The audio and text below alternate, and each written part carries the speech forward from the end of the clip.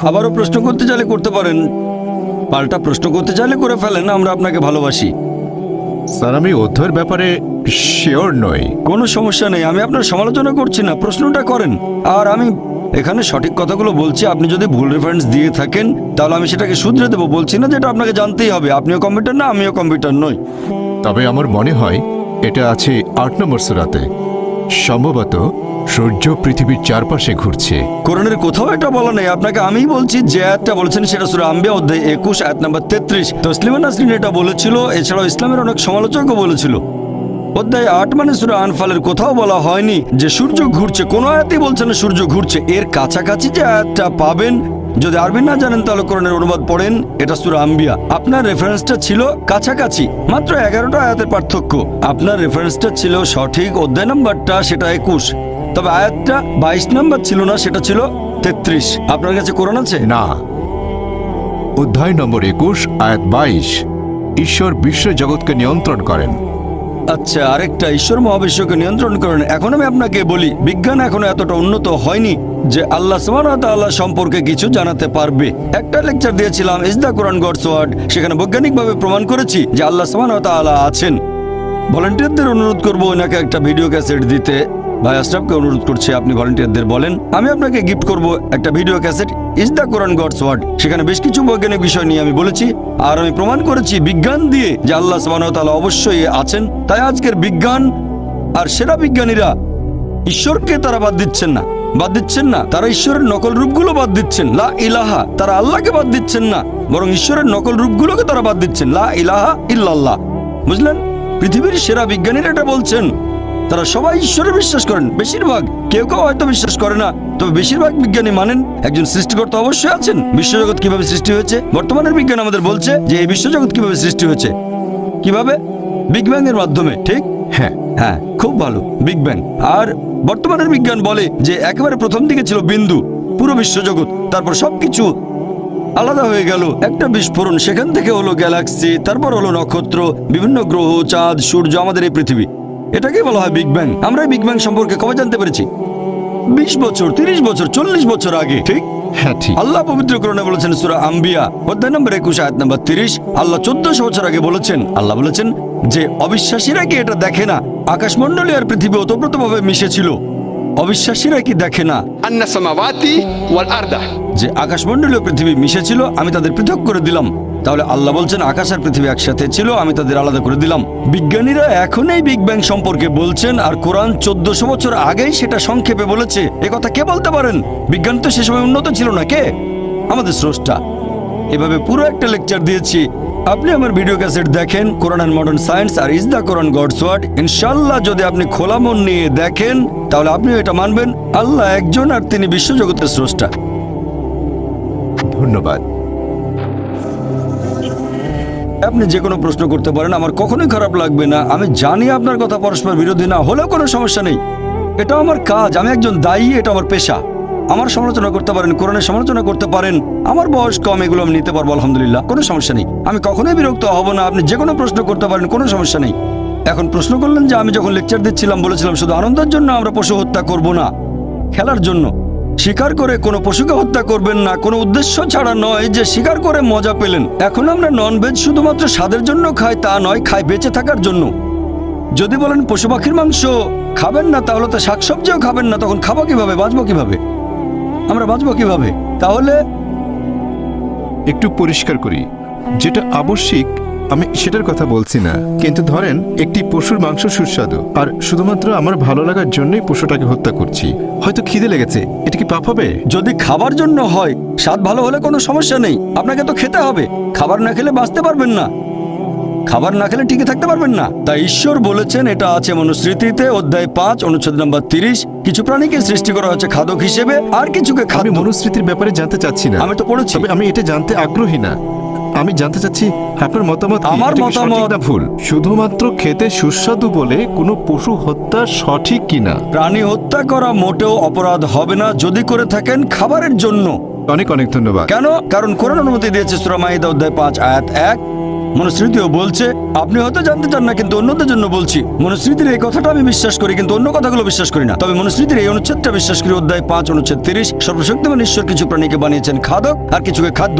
তাহলে যদি খাওয়ার উপযোগী কোনো প্রাণীর মাংস খান সেটা পাপ হবে না। একইভাবে পবিত্রকরণ বলছে কিছু প্রাণীকে সৃষ্টি করা হয়েছে খাবার জন্য। তবে হ্যাঁ, যদি নিষিদ্ধ কোনো প্রাণীর মাংস খান তাহলে সেটা পাপ হবে। তাহলে সেই গবাদি পশু, ভেড়া, গরু ইত্যাদি যেগুলো খাওয়ার অনুমতি আছে পবিত্র কোরআনে, সে প্রাণীর মাংস যদি খান সেটা সুস্বাদু হলে কোনো সমস্যা নেই। কিছু মানুষ তো সুস্বাদু ভেজিটেবল খেতে চায়, কেউ খায় বেগুন, কেউ হয়তো খায় ফুলকপি, কোনো সমস্যা নেই। যদি আপনার কথা মেনে নেই তাহলে তো কিছুই খাওয়া যাবে না। হয় আমাদের গাছপালা হত্যা করতে হবে, না তো প্রাণী হত্যা। তো খাওয়ার সময় যদি ভালো খাবার খান, খাবার নষ্ট না করেন, খাবার নষ্ট করা ঠিক না, খাবার নষ্ট করা এটা ভালো না। যদি হত্যা করেন খাওয়ার জন্য, বেঁচে থাকার জন্য, সেটা সুস্বাদু হলেও সমস্যা নেই, অনুমতি আছে। পবিত্র কোরআনে কথা বলছে সূরা মাইদা অধ্যায় 5 আয়াত 1, সূরা নাহল অধ্যায় 16 আয়াত 5, এছাড়াও সূরা মুমিনুন অধ্যায় 23 আয়াত 21। আশা করি উত্তরটা পেয়েছেন। এবারের প্রশ্ন পুরুষদের মধ্য থেকে। তবে 50 বছর আগে বা কয়েকশো বছর আগে আমার মনে হয় না পুরো পৃথিবী জুড়ে ইসলাম প্রচারিত হয়েছিল। ঠিক আপনি বললেন ঈশ্বরের সাথে অন্য কাউকে শরীক করা হলো সবচেয়ে বড় পাপ। তবে একজন লোক হয়তো পৃথিবীর এক প্রান্তে জন্মেছে, সে হয়তো মানে দেবতা শিব অথবা বিষ্ণুকে অথবা যীশু খ্রিস্টকে, সে তখন মনে করে যে এটা ঈশ্বর। এখন সেও কি কোনো পাপ করছে? ভাই খুব সুন্দর প্রশ্ন করেছেন যে পৃথিবী তো অনেক বড়, ইসলাম এসেছে মাত্র 1400 বছর আগে আপনার মতে, আর মানুষ তো ইসলাম সম্পর্কে জানতো না। কারো কাছে ঈশ্বর ছিল শিব, কারো কাছে ব্রহ্মা। এখানে সমস্যা কোথায়? কেউ মানে যীশু খ্রিস্ট হলেন ঈশ্বর, সমস্যা কোথায়? আমি কম্পারেটিভ রিলিজিয়নের একজন ছাত্র, পবিত্র কোরআন বলছে এটা ঠিক না, এমনকি হিন্দু ধর্মগ্রন্থ বলছে, খ্রিস্টানদের ধর্মগ্রন্থ, যীশু ঈশ্বরকে নয় প্রসঙ্গে বলেছি, খ্রিস্টানদের ধর্মগ্রন্থ বলছে এটা ঠিক না। তাহলে খ্রিস্টানরা উপাসনা করে কেন? আগামীকাল কেউ আপনাকে ঈশ্বর বলবে অথবা আমাকে ঈশ্বর বলবে, সেটা কি মেনে নেব? আসলে যেটা ভুল সেটা তো ভুলই। এখন ব্রহ্মা সম্পর্কে বলি, ঈশ্বরকে যদি ব্রহ্মা বলেন অথবা শিব হলেন ঈশ্বর, আপনারা খেয়াল করলে দেখবেন এই কথাগুলো আছে ঋগ্বেদে। ঋগ্বেদ গ্রন্থ নম্বর 2 অনুচ্ছেদ 1 পরিচ্ছেদ 3, সর্বশক্তিমান ঈশ্বরকে 33টি আলাদা নামে ডাকা হয়েছে শুধুমাত্র ঋগ্বেদে। গ্রন্থ 2 অনুচ্ছেদ 1, তার একটা হচ্ছে ব্রহ্মা। ব্রহ্মা অর্থ সৃষ্টিকর্তা। সৃষ্টিকর্তার আরবি করলে হবে খালিক। আমাদের মুসলিমদের কোনো আপত্তি থাকবে না যদি কেউ বলে সর্বশক্তিমান ঈশ্বর খালিক, সৃষ্টিকর্তা বা ব্রহ্মা। কিন্তু কেউ যদি বলে ব্রহ্মা হলেন সর্বশক্তিমান ঈশ্বর যার 4টা মাথা, প্রত্যেক মাথায় একটা মুকুট, আমরা মুসলিমরা এই কথায় প্রবল আপত্তি জানাবো। এছাড়াও আপনি যাচ্ছেন যজুর্বেদের বিরুদ্ধে। অধ্যায় 32 অনুচ্ছেদ 3 বলা হয়েছে न तस्य प्रतिमा अस्ति। মহান ঈশ্বরের কোনো প্রতিমূর্তি নেই। বিষ্ণুর ব্যাপারও এক। বিষ্ণু মানে পালনকর্তা। এই পালনকর্তা বা রক্ষাকর্তা শব্দটাকে যদি আরবি করেন সেটা হবে রব। আমাদের মুসলিমদের কোনো আপত্তি নেই যদি কেউ সর্বশক্তিমান ঈশ্বরকে বলে রব বা পালনকর্তা বা রক্ষাকারী বা বিষ্ণু। কিন্তু যদি কেউ বলে বিষ্ণু হলেন সেই ঈশ্বর যিনি সাপ দিয়ে তৈরি আসনে করে ঘুরে বেড়ান, 4টা হাত আছে, একটা হাতে চক্র, বাম হাতে শাঁখ, গরুর নামে একটা পাখির পিঠে চড়ে বেড়ান, আমরা মুসলিমরা প্রবল আপত্তি জানাবো। এছাড়াও আপনি যাচ্ছেন শ্বেতাসূত্র উপনিষদের বিরুদ্ধে। অধ্যায় নম্বর 4 অনুচ্ছেদ 19 বলা হয়েছে न तस्य प्रतिमा अस्ति। ঈশ্বরের কোনো প্রতিমূর্তি নেই। তাহলে ভাই যদি কিছু মানুষ ভুল জিনিস মেনে চলে, এমন ব্রহ্মাকে মানে যার কোনো প্রতিমূর্তি নেই, আর তার সাথে যদি কাউকে শরীক না করে, কোনো সমস্যা নেই। আপনার প্রশ্ন নিয়ে বলি যে মানুষ হয়তো ইসলামের কথা জানে না। আমার লেকচার আগেও বলেছি যে ইসলাম কোনো নতুন ধর্ম নয় যেটা এসেছে 1400 বছর আগে। ইসলাম আছে সভ্যতার পূর্বলগ্ন থেকে, আর যীশু খ্রিস্ট নিজেও প্রচার করেছেন ইসলাম। যিশু বলেছেন আমার ইচ্ছা নয়, গসপেল অফ জন অধ্যায় 5 অনুচ্ছেদ 30, আমার ইচ্ছা নয় পিতার ইচ্ছা পূরণ করি। যদি কেউ বলে আমার ইচ্ছা নয় সর্বশক্তিমান ঈশ্বরের ইচ্ছা, সে মুসলিম। তাহলে যীশু খ্রিস্ট বা ইসলাম ছিলেন একজন মুসলিম। ঈশ্বরের কাছে আত্মসমর্পণ ছাড়া কিছুই প্রচার করেননি। এই কথাগুলো আরবি করলে হবে ইসলাম। আদম আলাইহিসসালাম আল্লাহর কাছে আত্মসমর্পণ বাদে আর কিছুই প্রচার করেননি। নূহ নবী আল্লাহর কাছে আত্মসমর্পণ বাদে কিছুই প্রচার করেননি। মুসা নবী আল্লাহর কাছে আত্মসমর্পণ বাদে কিছুই প্রচার করেননি। যীশু খ্রিস্ট আল্লাহর কাছে আত্মসমর্পণ বাদে কিছুই প্রচার করেননি। সবাই শান্তিতে থাকুন, কথাটার আরবি করলে হবে ইসলাম। মুহাম্মদ সাল্লাল্লাহু আলাইহি ওয়াসাল্লাম হলেন সর্বশেষ ও চূড়ান্ত নবী। তিনি শুধুমাত্র মুসলিম বা আরবদের জন্য আসেননি। আল্লাহ পবিত্র কোরআনে বলেছেন সূরা আম্বিয়া অধ্যায় 21 আয়াত নম্বর 107, وما أرسلناك إلا رحمة للعالمين। আমি তো তোমাকে প্রেরণ করেছি কেবল মানুষ জাতির প্রতি রহমত হিসেবে, পৃথিবীর সব মানুষের প্রতি রহমত হিসেবে, সকল সৃষ্টির প্রতি রহমত হিসেবে, পুরো বিশ্বজগতের প্রতি রহমত হিসেবে। সেজন্য এটা প্রত্যেক মুসলিমের দায়িত্ব। আমার লেকচারের শেষে পবিত্র কোরআনের একটা আয়াত বলেছিলাম, সূরা আলে ইমরান অধ্যায় 3 আয়াত 110 বলা হয়েছে প্রত্যেক মুসলিমের দায়িত্ব হচ্ছে ইসলামের বাণী প্রচার করা অন্যদের কাছে। আর আল্লাহ পবিত্র কোরআনে বলেছেন সূরা ফুসিলাত অধ্যায় 41 আয়াত নম্বর 53, আল্লাহ বলেছেন سنوريهم آياتنا في الآفاق وفي أنفسهم حتى حتى يتبين أنه الحق. তাদের জন্য আমার নিদর্শনগুলো ব্যক্ত করব দিগন্ত রেখার সবচেয়ে দূরবর্তী এলাকায় এবং তাদের নিজেদের মধ্যে, যতক্ষণ তাদের কাছে স্পষ্ট না হয় এটাই সত্য। পৃথিবীতে কিছু মানুষ হয়তো থাকে অনেক দূরে কোনো জায়গায়, আর তারা ইসলামের কথা শুনেনি আপনার মত অনুযায়ী। আল্লাহ বলেছেন যে তিনি তার সত্যের বাণী পৌঁছে দেবেন প্রত্যেক মানুষের অন্তরে দিগন্ত রেখার নিদর্শন দিয়ে তাদের নিজেদের মধ্যে। তাহলে আমাদের স্রষ্টা আল্লাহ সুবহানাহু ওয়া তাআলা নিজেই এই বাণী পৌঁছে দেবেন, স্রষ্টার কাছে আত্মসমর্পণের বাণী পৌঁছে দেবেন। তাই আমরা দায়িত্ব পালন না করলেও বাণীগুলো ঠিকই পৌঁছে যাবে। তখন সেটা প্রত্যাখ্যান করলে আপনি ক্ষতিগ্রস্ত হবেন, যদি গ্রহণ করেন তাহলে পরীক্ষায় পাশ করবেন। আশা করি উত্তরটা পেয়েছেন। এবারের প্রশ্ন মহিলাদের মধ্য থেকে। আসসালামু আলাইকুম রহমতুল্লাহি ও বারাকাতুহু। আল্লাহ জানেন মানুষ পাপই করবে, যদি তাদের আবার পৃথিবীতে পাঠানো হয় দোজখের আগুনের স্মৃতিটা মুছে দিয়ে। এখন আল্লাহ কেন পৃথিবীর সব মানুষকে দেখালেন না যে তারা পরকালে জীবনে এরকম শাস্তি পাবে? তাহলে মানুষ সবকিছু নিজের চোখে দেখে আল্লাহকে ভয় করত আর সঠিক পথে চলতো। বোন খুব সুন্দর প্রশ্ন করেছেন যে আমরা যদি পরকালের জীবনে দোজখের আগুন সত্যি সত্যি দেখতে পেতাম, সবাই তাহলে বিশ্বাস করত আর কেউ খারাপ কাজ করত না। কিন্তু আল্লাহ তাদের ফিরিয়ে নিয়ে স্মৃতি মুছে ফেলবেন না, কারণ তাহলে তারা আবার একই ভুল করবে। আল্লাহ তাদের এখানে দেখাচ্ছেন না কেন? খুব সুন্দর প্রশ্ন বোন। আল্লাহ এখানেও কিছু নিদর্শন দেখান। আল্লাহ পবিত্র কোরআনে বলেছেন দোজখের আগুন সম্পর্কে, কিন্তু অনেকে বলে আরে দোজখে কে যাবে, আগুন তো নাও থাকতে পারে। আমরা মনে করি বেহেশত আবার কোথায়, এ ব্যাপার নিয়ে পরে চিন্তা ভাবনা করবো। আরে এটা বিশ্বাস করি না, যদিও আল্লাহ বলেছেন, তবে আমরা সেটা বিশ্বাস করি না। এরপর ট্রেলার, আল্লাহ আপনাকে ট্রেলার দেখাবেন, মানে হাইলাইটস এখানেই। যেমন ধরেন এইডস, আল্লাহ পবিত্র কোরআনে বলেছেন তিনি আগে শাস্তি দিয়েছেন অনেক জাতিকে, অনেক কম বা সম্প্রদায়কে তিনি পুরোপুরি ধ্বংস করে দিয়েছিলেন কওমে লূত, এছাড়া অনেক কম। এখনকার দিনে আছে এইডস, 80 দশকের শুরু, 80 প্রথম দিকে। এটা একটা শাস্তি, আল্লাহর তরফ থেকে শাস্তি। অ্যাকোয়ার্ড ইমিউন ডেফিসিয়েন্সি সিনড্রোম, এটা একটা শাস্তি। প্রথমে হোমোসেক্সুয়ালদের হলো, তারপর হেটারোসেক্সুয়ালদের হলো, যারা অবৈধ যৌনাচার করেছে। তাহলে দেখতে পাচ্ছি আল্লাহ তার নিদর্শন দেখাবেন, এই সব কিছু নিদর্শন। যেমন ধরেন বসনিয়া, এটা একটা বিপর্যয় বসনিয়ার লোকদের জন্য। দুই দিক থেকেই কিছু মানুষ অন্যায় করেছে, তারা ছিল মুসলিম। তারা কেমন ছিল? বেশিরভাগই ছিল নিয়ম না মানা মুসলিম, ইসলাম সম্পর্কে জানতো না। আল্লাহ বিপর্যয় দিয়েছেন। হয়তো কিছু মানুষ ছিল ভালো, আর আল্লাহ বলেছেন যখন তিনি শাস্তি দেন সেখানে যারা পাপ করেনি তারাও শাস্তি পেতে পারে, তাদের জন্য এটা পরীক্ষা। আল্লাহ যখন কাউকে বিপর্যয়ে ফেলেন সেখানে অনেকে হয়তো পাপী নয়, আল্লাহ পবিত্র কোরআনে বলেছেন এমনকি তারাও বিপর্যয়ে পড়তে পারে, তবে তাদের জন্য এটা পরীক্ষা, তাদের জন্য পরীক্ষা। বোন এখন পৃথিবীতে কি ঘটছে দেখেন, কি ঘটছে বসনিয়াতে, তারপর অন্যান্য দেশে দেখেন, ইরাকে কি ঘটছে, এসবই হচ্ছে পরীক্ষা। কিন্তু আমরা এখানে কি করছি? আমরা বলি এটা তো বসনিয়াতে ঘটেছে, ভারতে কিছু হয়নি। ঘটনা ঘটেছে গুজরাটে, মাদ্রাজে কিছুই হয়নি। এই সবই নিদর্শন বোন। আল্লাহ এভাবে ট্রেলার দেখাচ্ছেন। আর আপনারা যদি এই বইটা পড়েন, সর্বশেষ ও চূড়ান্ত আসমানি কিতাব পবিত্র কোরআন, তাহলে জানতে পারবেন তিনি আমাদের স্রষ্টা, একমাত্র তার ইবাদত করা উচিত। আর তিনি আমাদের যা দেন তাতে আমরা বলবো আলহামদুলিল্লাহ। আশা করি উত্তরটা পেয়েছেন। স্যার, আমি জানতে চাচ্ছি আপনার নাম প্লিজ? মোহাম্মদ ইসাক। কোনো অমুসলিম আছেন মহিলাদের মধ্যে? আচ্ছা ঠিক আছে ভাই, আপনি প্রশ্ন করে যান। পৃথিবী জুড়ে বিশেষ করে মুসলিমরা শাস্তি পাচ্ছে সব জায়গায়, বসনিয়াতে, কাশ্মীরে, ইরাকেও। আপনি আপনার লেকচারে বললেন পৃথিবীতে আমরা মানুষরা শাস্তি পেতে পারি। এখন ব্যাপারটা কি এরকমও হতে পারে যে তারা পৃথিবীতে শাস্তি পাবে, আবার আখিরাতেও তারা শাস্তি পেতে পারে? ভাই আপনি প্রশ্ন করলেন যে মুসলিমরা সব জায়গাতে শাস্তি পাচ্ছে, বসনিয়াতে শাস্তি পাচ্ছে, তারপর পৃথিবীর অন্যান্য দেশেও আমরা এখানে শাস্তি পাচ্ছি, আবার আখিরাতেও শাস্তি পাবো। যদি কেউ হয়ে থাকে সত্যিকারের মুসলিম, সত্যিকারের মুসলিম মানে, মুসলিম শব্দের মানে কি? আব্দুল্লাহ জাকির সুলতান নয়, মুসলিম মানে আল্লাহর কাছে আত্মসমর্পণ যে করে। সত্যিকারের মুসলিমের জন্য এই বিপর্যয় হচ্ছে একটা পরীক্ষা, এটা কোনো শাস্তি নয়। সবচেয়ে বেশি বিপর্যয় এসেছে নবীগণের উপর, সেজন্য আখিরাতে তারা পাবেন জান্নাত। তবে আপনি যদি শুধু নামে মুসলিম হন, হতে পারে আপনার নাম আব্দুল্লাহ, জাকির, মোহাম্মদ ইত্যাদি, আপনি শুধু নামে মুসলিম তবে আল্লাহর নির্দেশ মেনে চলেন না, তাহলে জীবনে শাস্তি পেতে পারেন, আর পরকালের শাস্তি অবশ্যই পাবেন। কারণ আল্লাহ পবিত্র কোরআনে বলেছেন সূরা আলে ইমরান অধ্যায় 3 আয়াত 185, কুল্লু নাফসিন যায়কাতুল মউত। জীব মাত্রই মৃত্যুর স্বাদ গ্রহণ করবে, আর তোমাদের কর্মফল কিয়ামতের দিন পূর্ণমাত্রায় দেওয়া হবে।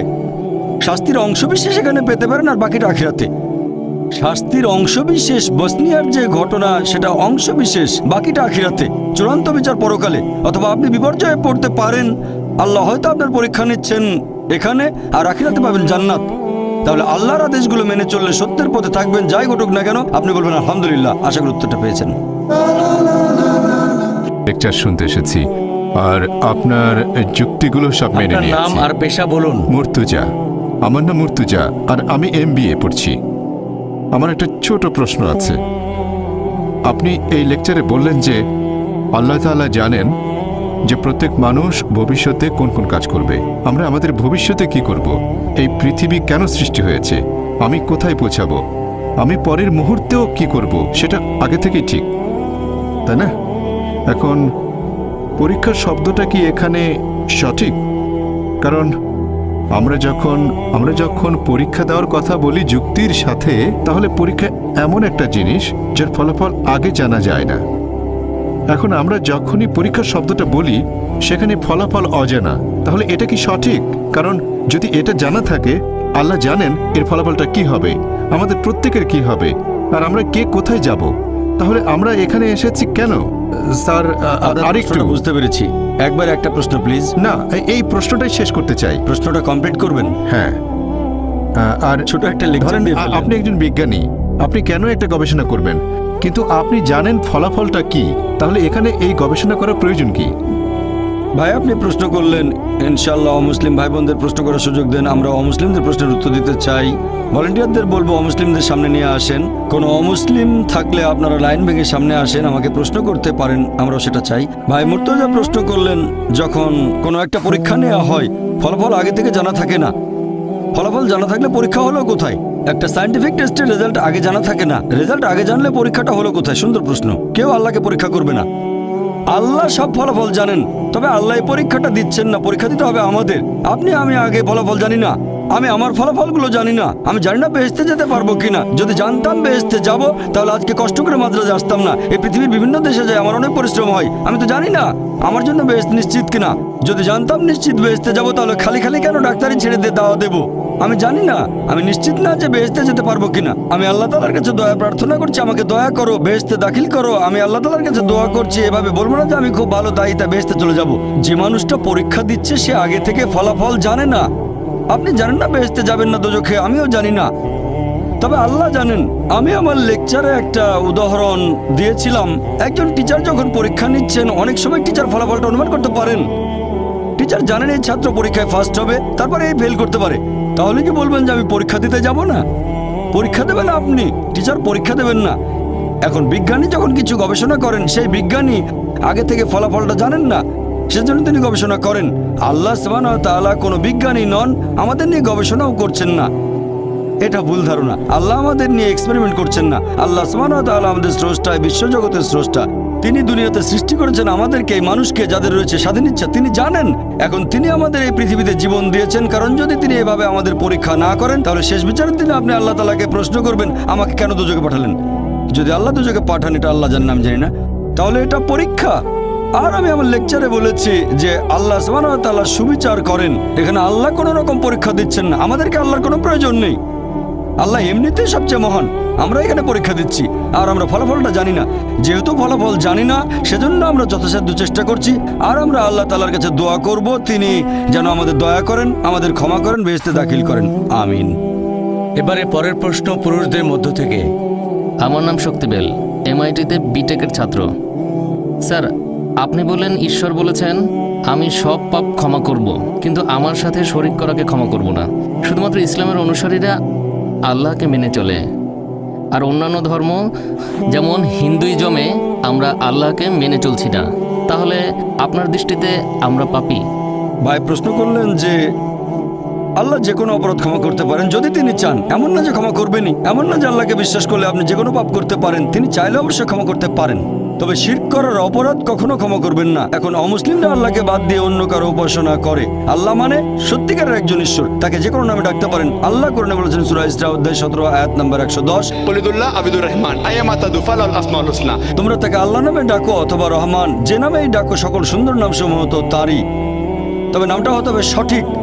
কাউকে জন্ম দেননি, কেবলমাত্র একজন। যদি একমাত্র আল্লাহর ইবাদত করেন, তাকে যে নামেই ডাকেন হতে হবে সুন্দর নাম। সঠিক ধারণা হলে সমস্যা নেই। কিন্তু যদি অন্য কারো উপাসনা করেন, যদি কাউকে শরিক করেন, যেমন অনেকে বলে যীশু খ্রিস্ট ভাই সাল্লাল্লাহু আলাইহি ওয়াসাল্লাম হলেন ঈশ্বর, আমরা বিশ্বাস করি তিনি আল্লাহ তাআলার রাসূল। যদি তাকে ঈশ্বর বলেন তাহলে সেটা শুধু পাপই নয়, সবচেয়ে গুরুতর পাপ। পবিত্র কোরআন অনুযায়ী, আমার কথা নয়, কোরআন বলছে সূরা নিসা অধ্যায় 4 আয়াত নম্বর 48, সূরা নিসা অধ্যায় 4 আয়াত নম্বর 116। শুধু যে কোরআন বলছে তাই নয়, বাইবেলে কথা বলছে। এমনকি বাইবেলও বলা আছে, সর্বশক্তিমান ঈশ্বর বলেছেন, বুক অব ডিউটেরোনমি অধ্যায় 5 অনুচ্ছেদ 7 থেকে 9, তোমরা সর্বশক্তিমান ঈশ্বরের কোনো প্রতিমা তৈরি করবে না, এটা পাপ। এমনকি ঋগ্বেদও বলছে এটা একটা পাপ। যজুর্বেদ অধ্যায় 32 অনুচ্ছেদ 3 বলছে এটা পাপ। তাহলে শুধু কোরআন একাই বলছে না এটা পাপ, এমনকি হিন্দু ধর্মগ্রন্থ বলছে এটা পাপ। ধরো একজন মুসলিম বলল আমি আল্লাহকে বিশ্বাস করি, তারপর ইবাদত করা শুরু করলো মুহাম্মদ সাল্লাল্লাহু আলাইহি ওয়াসাল্লামকে, নাউজুবিল্লাহ। এটা উদাহরণ দিচ্ছি। সে বললো আমি আল্লাহকে বিশ্বাস করি, তারপর মুহাম্মদ সাল্লাল্লাহু আলাইহি ওয়াসাল্লামকে ইবাদত করা শুরু করলো, তাহলে সে বেহেশতে যেতে পারবে না। একইভাবে কোন খ্রিস্টান যদি এখন যীশু খ্রিস্টের উপাসনা করে, কিন্তু বাইবেল বলছে উপাসনা করা উচিত না, বেদ বলছে অন্য কারো উপাসনা করবে না, তাহলে আপনাদের বেদ অনুযায়ী আপনি হবেন পাপী, তারপর ভগবদ্গীতা অনুযায়ী আপনি হবেন পাপী, তারপর উপনিষদ অনুযায়ী আপনি হবেন পাপী, পবিত্র কোরআন অনুযায়ী আপনি হবেন পাপী, খ্রিস্টানদের বাইবেল অনুযায়ী আপনি হবেন পাপী। আশা করি উত্তরটা পেয়েছেন। আপনার লেকচারটা আমার খুব ভালো লেগেছে। পবিত্র কোরআনে এরকম লেখা আছে যে আল্লাহ যীশু খ্রিস্টকে বলেছেন, তুমি কি তোমার লোকদের বলেছ ট্রিনিটি হিসেবে তোমাকে আর তোমার মাকে উপাসনা করতে? তাহলে এখানে বোঝা যাচ্ছে কোরআন বিশ্বাস করে মেরি আর যীশু ট্রিনিটির অংশ। খ্রিস্টানরা এরকম বিশ্বাস করে না। ভাই খুব সুন্দর প্রশ্ন করেছেন যে পবিত্র কোরআন বলছে যীশু খ্রিস্ট কখনোই বলেননি যে তোমরা আমাকে অথবা আমার মাকে উপাসনা করো। আর কোনো খ্রিস্টানই মা মেরিকে ঈশ্বর মনে করে না। ভাই, খ্রিস্টান ধর্ম সম্পর্কে আপনার জ্ঞানটা সীমিত। খ্রিস্টান ধর্মের মধ্যে 1000-এরও বেশি উপদল আছে, 1000 তারও বেশি। আমি সবগুলোর নাম জানি না। এরকম একটা উপদলের নাম হচ্ছে ম্যারিয়ান এক্স। তারা বিশ্বাস করে যে ট্রিনিটি, এখানে 3 জনের মধ্যে একজন হলেন মা মেরি। তারা বিশ্বাস করে মা মেরি ঈশ্বর, যদিও এরা সংখ্যায় অনেক কম। এখন তারা আছে কিনা তাও জানি না। তবে আপনি যদি খ্রিস্টান ধর্মের গ্রন্থগুলো পড়েন, সেখানে এরকম উপদলের কথা আছে যারা বিশ্বাস করত যে মা মেরি হলেন ঈশ্বর। আশা করি উত্তরটা পেয়েছেন। আমি খ্রিস্টান ধর্মের অনুসারী। এখন পবিত্র বাইবেলের কোনো জায়গায় আমি এরকম দেখিনি যেখানে যীশুখ্রিস্ট বলেছেন যে তোমরা আমার মায়ের উপাসনা করো। এ ব্যাপারে আপনি কি বলেন? ভাই বললেন আপনি নিয়ম মানা খ্রিস্টান, আর আপনি বাইবেলে কোথাও পাননি যেখানে যীশুখ্রিস্ট তার মা মেরিকে উপাসনা করতে বলেছেন। যীশুখ্রিস্ট বাইবেলে এটাও বলেননি যে তোমরা আমার উপাসনা করো, তারপর আপনার উপাসনা করছেন। বাইবেলে যে কথা বলছে কোরআনে সে কথাগুলো বলছে না। কোরআন যেটা বলছে সেটা হলো কিছু লোক মা মেরির উপাসনা করতো, একইভাবে বাইবেলও বলছে। আর আপনি পুরো বাইবেল ঘেটে কোথাও পাবেন না যে যীশুখ্রিস্ট বলেছেন একেবারে পরিষ্কারভাবে, গোটা বাইবেলে একটা অনুচ্ছেদ পাবেন না যেখানে যীশুখ্রিস্ট বলেছেন আমার উপাসনা করো, আমি ঈশ্বর। তারপরে খ্রিস্টানরা করে, আপনি করেন না, সেজন্য আলহামদুলিল্লাহ, আপনাকে অভিনন্দন জানাই। যীশুখ্রিস্টকে যদি ঈশ্বর বলে না মানেন তাহলে আলহামদুলিল্লাহ, আপনি ইসলামের আরো কাছে আসলেন। আর যীশুখ্রিস্ট নিজের মুখেই বলেছেন, গসপেল অফ জন অধ্যায় নম্বর 16 অনুচ্ছেদ 11 ও 12, আমি তোমাদের অনেক কথা বলতে চাই, কিন্তু সেগুলো এখন সহ্য করতে পারবে না, কারণ যখন সত্যের আত্মা আসবেন তিনি সবাইকে সত্যের পথে নিয়ে যাবেন। তিনি নিজ থেকে কিছু বলবেন না, যা শুনবেন তা বলবেন। তিনি আমাকে মহিমান্বিত করবেন। তার মানে আরেকজন রাসূল আসবেন। এখানে বলা হচ্ছে সর্বশেষ চূড়ান্ত নবী মুহাম্মদ সাল্লাল্লাহু আলাইহি ওয়াসাল্লামের কথা। যদি বাইবেলে বিশ্বাস করেন তাহলে বাইবেলে উল্লেখিত সর্বশেষ নবীকেও বিশ্বাস করবেন, অর্থাৎ নবী মুহাম্মদ সাল্লাল্লাহু আলাইহি ওয়াসাল্লাম। আশা করি উত্তরটা পেয়েছেন। পরের প্রশ্ন পুরুষদের মধ্য গুড থেকে। Evening sir. আমার প্রশ্ন হলো, ঈশ্বর কেন আমাদের সৃষ্টি করেছেন, কেন এই পৃথিবীতে পাঠিয়েছেন, আর কেন বেহেশত দোজখ সৃষ্টি করেছেন? ভাই প্রশ্ন করলেন ঈশ্বর আমাদের কেন সৃষ্টি করেছেন আর এখানে পাঠিয়েছেন। আজকের লেকচারের টপিকই ছিল এটাই, কেন। পুরো লেকচারটাই ছিল এই টপিকের উপর যে ঈশ্বর আমাদের কেন সৃষ্টি করেছেন, পরীক্ষা করার জন্য। এখন ধরেন কেউ একজন পরীক্ষা দিতে বসেছে, এমবিবিএস পরীক্ষা। এখন তো আপনি বলেছেন আমাদের পরীক্ষা নেওয়া হচ্ছে। হ্যাঁ, সেটাই বলছি, পুরো লেকচারের টপিক ছিল এটাই। আর আপনি যদি ঈশ্বর আমাদের মানুষ হিসেবে সৃষ্টি করেছেন কেন, আচ্ছা, তার প্রয়োজন কি? ভালো, ঈশ্বর কেন মানুষ হিসেবে সৃষ্টি করেছেন? আচ্ছা, এটা খুব ভালো প্রশ্ন। ঈশ্বর কেন আমাদের মানুষ হিসেবে সৃষ্টি করেছেন, আমি আরেকটা দৃষ্টিভঙ্গি থেকে বলছি। আপনারা দেখবেন আল্লাহ পবিত্র কোরআনে বলেছেন যে আল্লাহ যখন জিজ্ঞেস করলেন কারা মানুষ হিসেবে পৃথিবীতে আসতে চায়, তখন পাহাড় পর্বতেরা সবাই বলেছিল না, কিন্তু মানুষ অজ্ঞতায় সে বলল হ্যাঁ আমি মানুষ হিসেবে আসতে চাই। কারণ আল্লাহর অন্যান্য সৃষ্টির কোনো স্বাধীন ইচ্ছা নেই, যেমন ফেরেশতাগণের কোনো স্বাধীন ইচ্ছা নেই। তবে আপনি মানুষ হিসেবে জন্মালে স্বাধীন ইচ্ছা থাকবে। এই স্বাধীন ইচ্ছা থাকার পরও যদি আল্লাহকে মেনে চলেন তাহলে ফেরেশতাগণের উপরে চলে যাবেন, আর স্বাধীন ইচ্ছা থাকার পরে যদি আল্লাহকে না মানেন তাহলে ফেল করবেন। তাহলে আমরা মানুষরা অজ্ঞ, আমি সহ, আমিও অজ্ঞ। আমি বলি আমি পরীক্ষায় ডিস্টিংশন পাবো, অনেক নম্বর, কিন্তু কোরআন বলছে আমরা মানুষরা অজ্ঞ। আমরা পরীক্ষা দিতে রাজি হয়েছি, এখন পরীক্ষা চলছে। আমার স্মৃতিতে সেটা নেই, শেষ বিচারের দিনে আল্লাহ সেই স্মৃতি দিয়ে দেবেন। আল্লাহ পবিত্র কোরআনে বলেছেন আল্লাহ কথা দিয়েছেন সূরা আরাফ অধ্যায় নম্বর 7 আয়াত নম্বর 172, আমি আদম সন্তানের পৃষ্ঠদেশ থেকে তাদের বংশধরদের বের করি আর তাদের বলি তোমরা কি মানো আল্লাহ একজন? তারা বলে হ্যাঁ আমরা মানি। এখন স্মৃতিটা আমাদের মাথায় নেই, শেষ বিচারের দিনে আল্লাহ স্মৃতিটা আবার মাথায় দিয়ে দেবেন। আমরা অজ্ঞ বোকা, তাই বলেছিলাম আমরা পরীক্ষা দিতে রাজি আছি। ধরেন কেউ এমবিবিএস পরীক্ষা দেওয়ার ইচ্ছা করলো, টিচারও বললেন দাও, সে মেডিকেল কলেজে অ্যাডমিশন পেলে সমস্যা নেই, পরীক্ষা দেবে। যদি ফেল করে সেটা তার সমস্যা, যদি পাস করে তার সুবিধা।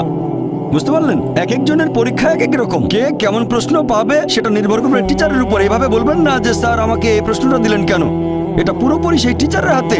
তিনি আপনাকে দিতে পারেন 1 নম্বর বা 2 নম্বর প্রশ্ন, সেই প্রশ্ন আসতে পারে 3 নম্বর বা 5 নম্বর অধ্যায় থেকে। একইভাবে আল্লাহ সুবহানাহু ওয়া তাআলা এক একজন মানুষকে এক একভাবে পরীক্ষায় ফেলেন। কিছু মানুষকে বানান তিনি ধনী, কিছু মানুষকে বানান গরিব, কিছু মানুষ স্বাস্থ্যবান, কিছু মানুষ অসুস্থ। তবে আল্লাহ তাআলা যার যেভাবে পরীক্ষা নেবেন সেভাবেই তার বিচার করবেন। যদি পরীক্ষাটা কঠিন হয়ে থাকে তাহলে টিচার খাতা দেখবেন ছাড় দিয়ে, আর যদি পরীক্ষা সোজা হয় টিচার তাহলে খাতা দেখবেন করা হয়ে।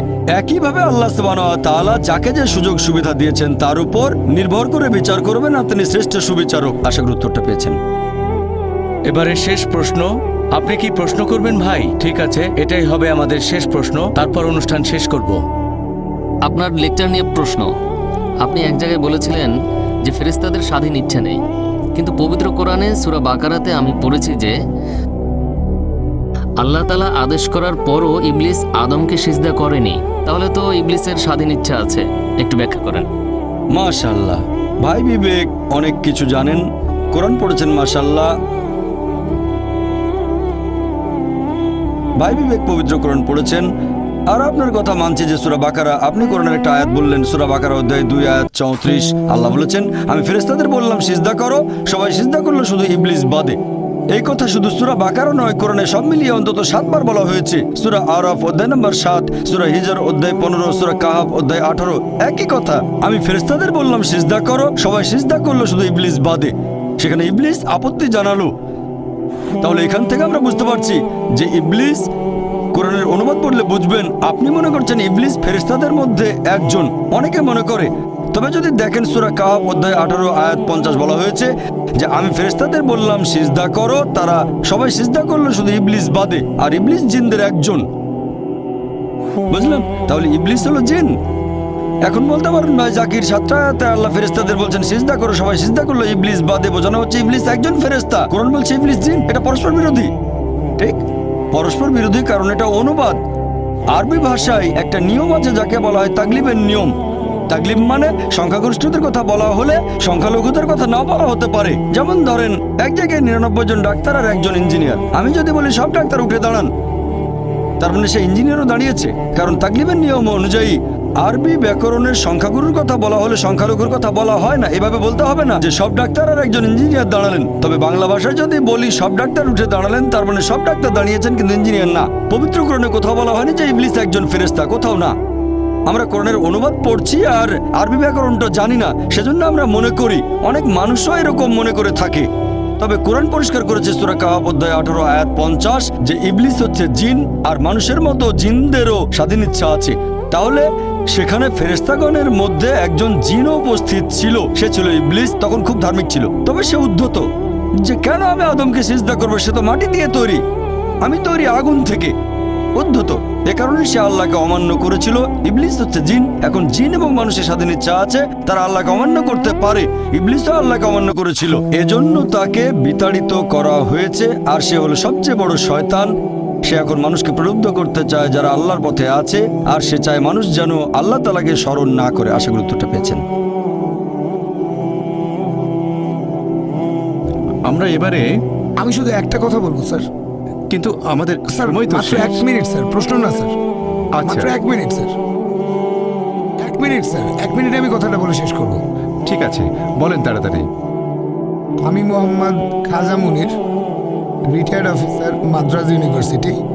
আসসালামু আলাইকুম হাজি ডাক্তার জাকির নায়েক সাহেব। ওয়ালাইকুম আসসালাম রহমতুল্লাহ বারাকাতুহু। স্যার আপনি বললেন যে বোম্বেতে ইন্টারন্যাশনাল ইসলামিক স্কুল চালু করেছেন। আমি অনুরোধ করব আপনি এরকম স্কুল তো আমাদের চেন্নাই সহ পুরো ভারতেই চালু করতে পারেন, কারণ এরকম স্কুল এখনকার দিনে খুবই প্রয়োজন। ধন্যবাদ স্যার। ভাই আপনি আমাদের জমি দিয়েছেন, প্রয়োজনীয় টাকাও দিয়েছেন, ইনশাল্লাহ স্কুল চালু করব। ভাই ও বোনেরা, সবাইকে অনেক অনেক ধন্যবাদ। শুক্রিয়া, জাজাকাল্লাহ। ভাই একটা প্রশ্ন করেছেন যে একটা পিঁপড়া মারাও অন্যায়, যদিও পিঁপড়া ক্ষতিকর হতে পারে, কিন্তু আরো বৃহৎ দৃষ্টিতে দেখতে গেলে মুসলমানরা যা করে তা হলো গরু এবং অন্যান্য পশু হত্যা করে। ওনার মতে মুসলমানরা অনেক বেশি গরুর মাংস, খাসির মাংস ইত্যাদি খায়। তো এটা কি অন্যায় নয়?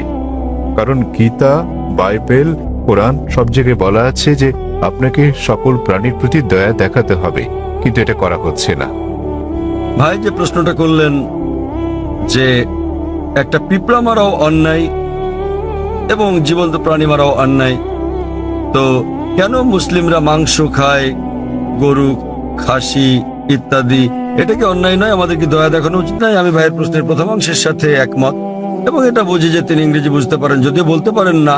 আমাদের মধ্যে অনেক লোক আছেন যারা ইংরেজি বুঝতে পারেন, যদিও বলতে পারেন না, বাংলাতে প্রশ্ন করেন। তা আমার মনে হয় বাংলাতে বললেও ভাই বুঝবেন, যদিও তিনি ইংরেজিতে প্রশ্নটা করেননি কারণ তিনি তামিল ভাষাতে বেশি সাবলীল। হত্যার ব্যাপারে যে কোনো প্রাণীকে বিনা কারণে হত্যা করা অন্যায় ইসলাম ধর্মে। এমনকি ইসলামেও কোনো জীবন্ত প্রাণীকে অপ্রয়োজনে হত্যা করা পাপ। এ বিষয়ে একটা হাদিস আছে। নবী বলেছেন, যখন এক লোক বনে আগুন জ্বালাচ্ছিল, নবী বললেন, এখানে আগুন জ্বালানোর কারণে এখানে পিঁপড়া আছে। অন্য জায়গায় জ্বালানোর মানে হচ্ছে নবী নিজেও চিন্তিত ছিলেন যে বনে আগুন জ্বালালে পিঁপড়া মারা যেতে পারে। তিনি সেই সাহাবাকে জায়গা বদলাতে বললেন যাতে পিঁপড়া না মারা যায়। এবার আপনার মূল প্রশ্নে আসি, কেন মুসলিমরা মাংসাশী প্রাণী হত্যা করে, মাংস খায় ইত্যাদি।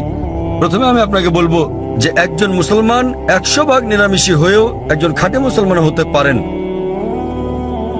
মাংস খাওয়াটা আবশ্যিক নয় ইসলামে, কিন্তু যেহেতু আমাদের সৃষ্টিকর্তা আল্লাহ সুবহানাহু ওয়া তাআলা অনুমতি দিয়েছেন মাংস খাওয়ার জন্য, কেন তো আমরা খাবো না? আপনি যদি ভেবে দেখেন, পবিত্র কোরআনে বলা আছে সূরা মাইদা অধ্যায় 5 আয়াত নম্বর 1 যে তোমাদের জন্য বৈধ হলো চতুষ্পদ পশু। তাহলে চতুষ্পদ পশু খাওয়া আমাদের জন্য বৈধ। কোরআন বলছে সূরা নাহল অধ্যায় 16 আয়াত নম্বর 5 যে সর্বশক্তিমান আল্লাহ তোমাদের জন্য বৈধ করেছেন গবাদি পশুর মাংস। এবং আরো অন্যান্য জায়গায় সূরা মুমিনুন অধ্যায় 23 আয়াত নম্বর 21, আরো অনেক জায়গায়। এখন আমরা যদি বৈজ্ঞানিকভাবে বিশ্লেষণ করি, এমন কোনো নিরামিষ খাবার নেই যাতে মানুষের প্রয়োজনীয় সকল উপাদান রয়েছে। মানুষের দরকার হয় অ্যামিনো অ্যাসিড, 21 ধরনের অ্যামিনো অ্যাসিডের দরকার হয়, যার মধ্যে অধিকাংশই শরীরে উৎপন্ন হয়, কিন্তু 8টি খাবারের মাধ্যমে জারিত করা হয়। এদেরকে বলা হয় 8টি আবশ্যকীয় অ্যামিনো অ্যাসিড। আমার জানা মতে এমন কোনো শাকসবজি নেই যাতে 8 ধরনের অ্যামিনো অ্যাসিড আছে। তাই এমন কোনো শাকসবজি নেই যেটাকে বলা হয় সম্পূর্ণ খাদ্য। সুতরাং এগুলো আমিষ জাতীয় খাবার থেকেই সংগ্রহ করতে হবে।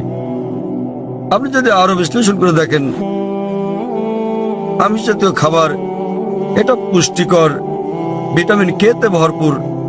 আর আরো গভীরভাবে দেখলে যদি আপনি দেখেন তৃণভোজী প্রাণীদের দাঁত, গরু, ছাগল, ভেড়া, তাদের দাঁত সমান। তারা শুধু শাকসবজি খায়, শুধু ঘাস খেতে পারে, মাংস খেতে পারে না। আপনি যদি মাংসাশী প্রাণীদের দাঁতগুলো দেখেন, বাঘ, সিংহ, নেকড়ে, চিতা, তাদের সবার সুচালো দাঁত আছে, কুকুরের দাঁতের মতো। এই প্রাণীদেরকে বলা হয় মাংসাশী প্রাণী। তারা শুধু মাংস খায়, তারা শাকসবজি খায় না।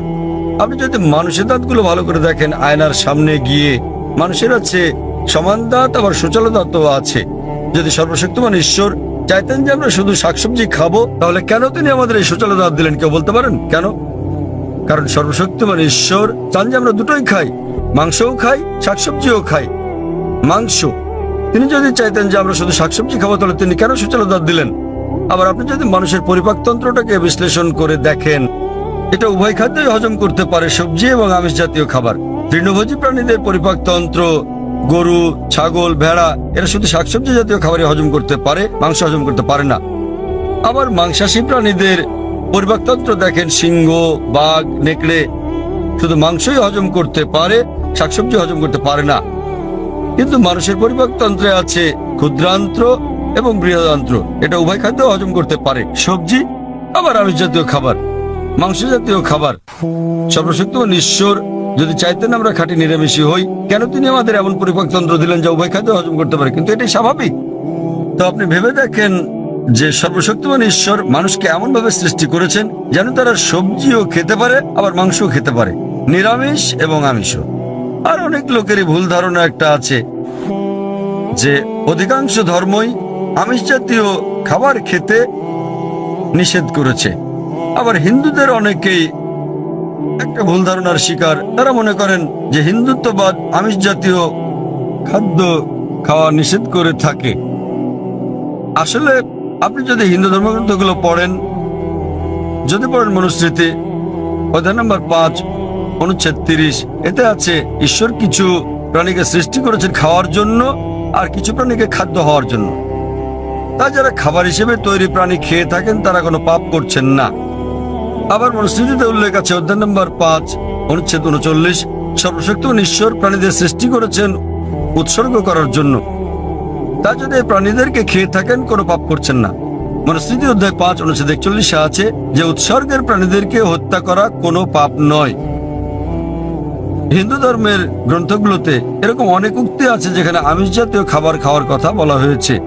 আপনি যদি পড়েন মহাভারত অনুশাসন পর্ব অধ্যায় 88, যুধিষ্ঠির যিনি পাণ্ডব ভাইদের মধ্যে সবার বড়, তিনি ভীষ্মকে জিজ্ঞেস করলেন যে যজ্ঞতে অর্থাৎ পূজাতে আমরা কি উৎসর্গ করতে পারি যাতে আমাদের পূর্বপুরুষেরা সন্তুষ্ট হবেন। ভীষ্ম উত্তর দিলেন যে যজ্ঞতে পূজাতে তুমি যদি লতাপাতা গাছপালা দাও তাহলে আমাদের পূর্বপুরুষেরা 1 মাসের জন্য সন্তুষ্ট হবেন। যদি মাছ দাও তাহলে সন্তুষ্ট থাকবেন 2 মাসের জন্য। তুমি যদি তাদের মাংস দাও 3 মাস, যদি খরগোশ দাও তাহলে 4 মাস, যদি ছাগল দাও তো 5 মাস, যদি শূকর দাও 6 মাস, আর যদি হরিণ দাও তাহলে 6 মাস, যদি পাখি দাও 7 মাস। আর এভাবে তালিকাটা বড় হতে থাকে। এরপর বলা আছে যে একটা ষাঁড় যজ্ঞতে দিলে 11 মাস, একটা গরু জবাই করলে পূর্বপুরুষেরা পুরো 1 বছরের জন্য সন্তুষ্ট থাকবেন। আর তুমি যদি একটা গন্ডার উৎসর্গ করো আমাদের পূর্বপুরুষেরা সর্বদাই সন্তুষ্ট থাকবেন। মহাভারতে এই পুরো মেনুটাই দেওয়া আছে। তা যদি বেদ এবং অন্য হিন্দু ধর্মগ্রন্থগুলো পড়েন তাদের ঋষি এবং ধর্মযাজকেরা আমিষ খেয়েছেন, এমনকি গরুর মাংস। কিন্তু অনেক হিন্দুকেই আপনি বলতে শুনবেন যে আমিষ খাওয়া নিষিদ্ধ, কারণ তারা অহিংস আন্দোলনের দ্বারা প্রভাবিত হয়েছেন। আপনারা জানেন জৈন এবং আরো যারা এই অহিংসতে বিশ্বাস করেন তারা বলেন যে জীবিত প্রাণী হত্যা করা নিষিদ্ধ, তাই পশু হত্যা এটা পাপ। আমি এর সাথে একমত যে কোনো প্রাণীকে হত্যা করা বিনা প্রয়োজনে করলে পাপ। কিন্তু আপনি যদি বলেন যে জীবিত প্রাণী হত্যা করা মাত্রই পাপ, তাহলে আমি বলি যে এই যে গাছপালাগুলো আছে এদেরও জীবন আছে। আগে আমরা জানতাম না যে উদ্ভিদের জীবন আছে, তাই তারা বলতো যে গাছ কাটা ঠিক আছে। আজকে আমরা জানি যে এমনকি গাছেরও প্রাণ আছে। তখন তাদের যুক্তি পাল্টে বলে, জাকির ভাই গাছের প্রাণ আছে ঠিকই, কিন্তু গাছ ব্যথা অনুভব করে না, তাই গাছকে হত্যা করা। সবজি খাওয়া আমিষ বা মাংস খাওয়ার তুলনায় অনেক কম অন্যায়। এখন বিজ্ঞানের উন্নতিতে আমরা জানি যে এমনকি গাছেরাও ব্যথা অনুভব করে, কিন্তু তারা যখন কাঁদে আমরা গাছের কান্না শুনতে পারি না, কারণ আমরা প্রতি সেকেন্ডে মাত্র 20 থেকে 20,000 কম্পন তরঙ্গের শব্দ শুধু শুনতে পাই। এর চেয়ে কম বা বেশি আমরা শুনতে পারি না। তাহলে দেখা যাচ্ছে যে গাছেরাও কাঁদে, কিন্তু আমরা গাছের কান্না শুনতে পারি না। গাছে ব্যথা অনুভব করে, বিজ্ঞান আমাদের বলছে। তখন যুক্তি পাল্টে যে হ্যাঁ ভাই জাকির, আমরা বুঝলাম যে গাছেরও প্রাণ আছে, তাদেরও ব্যথা লাগে, কিন্তু ব্যাপারটা হলো যে গাছের 2-3টা ইন্দ্রিয় আছে, প্রাণীদের আছে 5টা ইন্দ্রিয়, তাই প্রাণী হত্যা করা আরো বড় পাপ। তর্কের খাতিরে যদি কথাটা মেনেও নেই যে গাছের 2টো ইন্দ্রিয় 3টি ইন্দ্রিয় আছে, প্রাণীদের আছে 5টি ইন্দ্রিয়, আর সে কারণে প্রাণী হত্যা করা বেশি অন্যায়। তো তাদের কাছে আমার প্রশ্ন যে ধরেন একজন লোক, তার এক ভাই আছে যে হচ্ছে মুখ আর বধির, শুনতেও পারে না বলতেও পারে না। এখন কেউ যদি তাকে গিয়ে মেরে ফেলে, ধরেন আপনার নিজেরই ভাই যে মুখ ও বধির, কথা বলতে পারে না শুনতেও পারে না, এখন কেউ যদি তাকে হত্যা করে, আপনি কি বিচারকের কাছে গিয়ে বলবেন যে হুজুর হত্যাকারীকে কম শাস্তি দিন, কারণ আমার ভাইয়ের 2টো ইন্দ্রিয় কম ছিল, সে বলতে পারতো না শুনতে পারতো না, আপনি কি তাই বলবেন? আপনি বলবেন যে হুজুর হত্যাকারীকে দ্বিগুণ শাস্তি দিন, কারণ আমার ভাই ছিল একজন নিষ্পাপ মাসুম, সে বলতে পারতো না, শুনতেও পারতো না। তো ইসলামে এরকম কোনো বিধান নেই যে কম ইন্দ্রিয় থাকলে কম শাস্তি পাবেন বা বেশি ইন্দ্রিয় থাকলে বেশি শাস্তি পাবেন। কোরআন বলছে যে তোমাদের যে সকল উত্তম জিনিস দেওয়া হয়েছে তোমরা তা ভক্ষণ করো যে পর্যন্ত সেটা বৈধ এবং হালাল অনুমতি আছে। তো ইসলামে পশু জবাইয়ের অনুমতি আছে, শুধুমাত্র খাওয়ার উদ্দেশ্যে বিনা কারণে শিকার করার জন্য, খেলার জন্য এটা নিষিদ্ধ। যেমন বনে আগুন জ্বালালে পিঁপড়া মারা যাবে, তাই নবী বলেছেন এটা করো না। তো যে কোনো জীবিত প্রাণী হত্যা করা নিষিদ্ধ, যদি না এটা খাওয়ার মাধ্যমে জীবন ধারণের জন্য হয়ে থাকে, আর যদি এটা সেই সব অনুমোদিত প্রাণীদের মধ্যে হয়ে থাকে যেগুলোকে আল্লাহ বৈধ করেছেন। যেভাবে মনুস্মৃতিতে বলা আছে, ঈশ্বর কিছু প্রাণীকে করেছেন খাদ্য আর কিছুকে খাদক। যদি আপনি খাওয়ার জন্য প্রাণী হত্যা করেন তাহলে কোনো পাপ করছেন না। আর না হলে এমনিতে আপনি যদি বুঝতে পারেন যদি অমুসলিমরা আমিষ জাতীয় খাবার নাও খায় আমার তাতে কোনো রকম সমস্যা নেই, কারণ যদি ভারতের প্রত্যেক অমুসলিমই আমিষ খাওয়া শুরু করেন তাহলে গরু ছাগলের মাংসের দাম বেড়ে যাবে। তাই অমুসলিমরা আমিষ না খেলে আমার কিছু যায় আসে না। কিন্তু কেউ যদি অভিযোগ করেন যে প্রাণী হত্যা অন্যায়, সেজন্য আমি উত্তরটা দিচ্ছি। আর না হলে ইসলামে আপনি একজন নিরামিষভোজী হয়েও উত্তম মুসলমান হতে পারেন, কিন্তু যেহেতু আল্লাহ অনুমতি দিয়েছেন আমিষ খাওয়াতে কোনো রকম সমস্যা নেই, যদি এটা অনুমোদিত প্রাণীর মধ্যে হয়ে থাকে। আশা করি উত্তরটা পেয়েছেন। আমরা এটা শেষ প্রশ্ন হিসেবে নেব জাকির ভাই। অমুসলিম বোন, হ্যাঁ আপনি আপনার প্রশ্নটি করুন। அல்லாவால எல்லாம் ஒரு நொடியில செய்ய முடியும், கடவுளால எல்லாம் படைக்க முடியும் அப்படின்னும் போது மக்களை படைக்கிறதுக்கு மட்டும் ஏன் 6 நாள் ஆனது? உலகத்தை படைக்கவும் மக்களை படைக்கிறதுக்கும் 6 நாள் ஆனது சொல்றாங்க. அதனால அது என்னன்னு தெரிஞ்சுக்கணும். আসসালামু আলাইকুম ভাই। তার প্রশ্নটি হলো, যদি সর্বশক্তিমান আল্লাহ যে কোনো কিছুই তৈরি করতে পারেন, কেন তার সমস্ত পৃথিবী তৈরি করতে 6 দিন লাগলো? বোন প্রশ্ন করলেন যে আল্লাহ যদি যে কোনো কিছু সৃষ্টি করতে পারেন তাহলে কেন 6 দিন সময় নিলেন। বোন, আল্লাহ যদি চাইতেন একদিনে সৃষ্টি করতে পারতেন, তখন আপনি বলতেন যে কেন একদিনে তৈরি করেছেন, 6 দিনে কেন নয়? কারণ আল্লাহ 6 দিনে এটা বানাতে চেয়েছেন। কোরআন বলে যে আল্লাহ যা ইচ্ছা করেন তাই সৃষ্টি করতে পারেন। অনেক আয়াত আছে আল্লাহ বলেন কোরআনে, সূরা আলে ইমরান অধ্যায় 3 আয়াত নম্বর 59, إن مثل عيسى عند الله كمثل آدم خلق من تراب ثم قال له كن فيكون। আল্লাহ আদম আলাইহিস সালামকে সৃষ্টি করেছেন যেমন তিনি যীশু খ্রিস্টকে সৃষ্টি করেছেন ধুলো থেকে, তিনি বলেন হও আর তা হয়ে যায়। তো আল্লাহ যখন কিছু সৃষ্টি করতে চান তিনি বলেন হও আর হয়ে যায়। তিনি ইচ্ছে করলেই এটা হয়ে যায়। আল্লাহ যদি ইচ্ছে করেন আপনি 9 মাস পরে জন্মাবেন, তাহলে আপনি 9 মাস পরে জন্ম নেবেন। আল্লাহ যদি চান 1 সেকেন্ডে, তাহলে মাত্র 1 সেকেন্ডেই। তো আল্লাহ চাইলেন যে তিনি কোনো কিছু 6 দিনে সৃষ্টি করবেন, তাই তিনি করলেন। এমন না যে আল্লাহ একদিনে করতে পারতেন না, একদিন কেন 1 সেকেন্ডেও তিনি করতে পারতেন। আল্লাহ চেয়েছেন এটা 6 দিনে বানাতে, সেজন্য 6 দিনে হয়েছে। তো আল্লাহ যাই চান তিনি শুধু বলেন কুন ফায়াকুন, হও আর এটা হয়ে যায়। এই সৃষ্টি জগতে তিনি বলেন হও আর হয়ে গেল। তবে আল্লাহ এটা 6 দিনে বানাতে চেয়েছিলেন, সেজন্য 6 দিনে হয়েছে। এমন না যে তিনি এর চেয়ে কম বা বেশি সময় বানাতে পারতেন না, এটাই তিনি চেয়েছিলেন। আর আল্লাহ যাই ইচ্ছা করেন তাই হয়ে যায় সহজে। আশা করি উত্তরটা পেয়েছেন।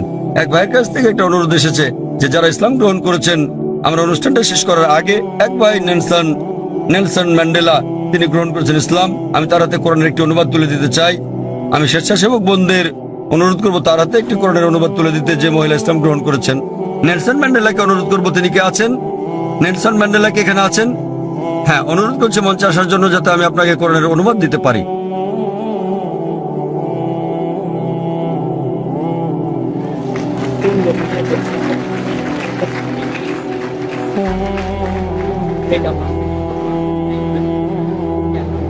Thank you.